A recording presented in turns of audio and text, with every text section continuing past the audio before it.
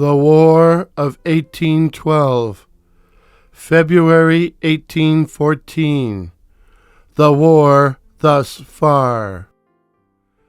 Late on the evening of February the 13th, 1814, the 44-gun USS Constitution, under the command of Commander Charles Stewart, encounters two strange vessels, and by 2 a.m.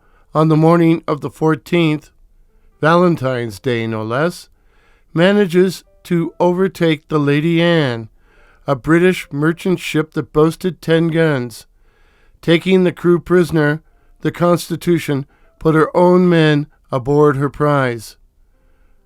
The Constitution then gave chase to the Lady Anne's convoy escort, the 14-gun Pictou, and after 6 hours caught her, and a few shots through her rigging convinced the Pictou to surrender. Pictou was scuttled, and the Lady Anne and the prisoners from Pictou were taken to Barbados under a flag of truce. The Constitution would capture and scuttle 2 more ships, the Phoenix on February the 17th, and the Caroline or Catherine on the 19th, before returning and running the British blockade to arrive in Boston on April the 17th. But is that all that happened in the War of 1812 during February 1814? It is, according to my wonderful source, the unpublished The War of 1812, a chronology of the military actions 1812 to 1815 by D.R. Westhouse. But if you know of any other important events relating to the War of 1812 that took place in February 1814, please let us know in the comments below. There isn't much information about this encounter online, but Wikipedia says that Pictou was, quote, one of 5 British warships that Constitution captured or destroyed during the war, end of quote. On the USS Constitution Museum website, you can download a transcription of the Logbook of the United States Frigate Constitution, Charles Stewart, Commander, December 31st, 1813 to April the 3rd, 1814. What a cool feature! The entry for February the 14th, 1814 reads as follows, quote, first part, fresh breezes and clear weather. At 11 p.m., discovered 2 sail on our lee bow, standing to the southward. Warship and stood for them. At 12, one of them burnt 2 blue lights as a signal. At 2 a.m., brought to the ship with a musket. She proved to be the lovely Anne from Bermuda, bound to Suriname, loaded with lumber, fish, and flour. Took out the crew and manned her.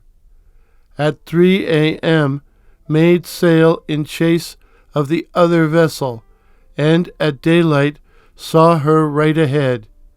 At 8 a.m., she tacked and stood close hauled to the northward.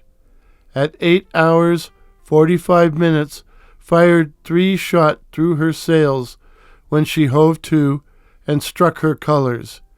She proved to be His Britannic Majesty's schooner Pictou, of 14 guns and 60 men, convoying the ship Lovely Anne from Bermuda to Suriname.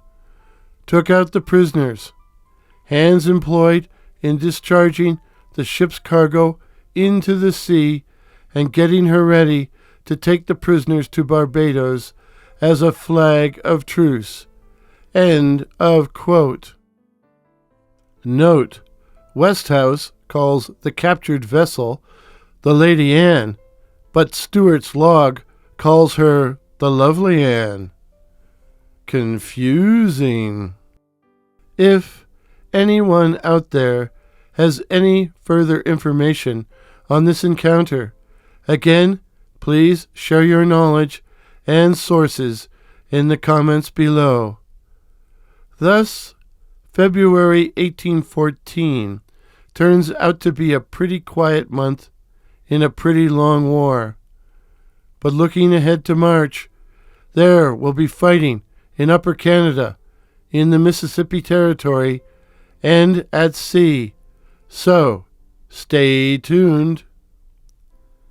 If this is your first visit to 1812 channel, my name is Warren, and I'm your host.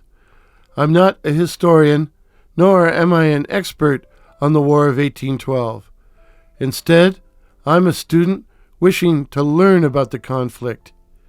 Each month, for the roughly 3 years of the war, I will outline the major events, and, if my voice holds out, I will also attempt to review a book on the war.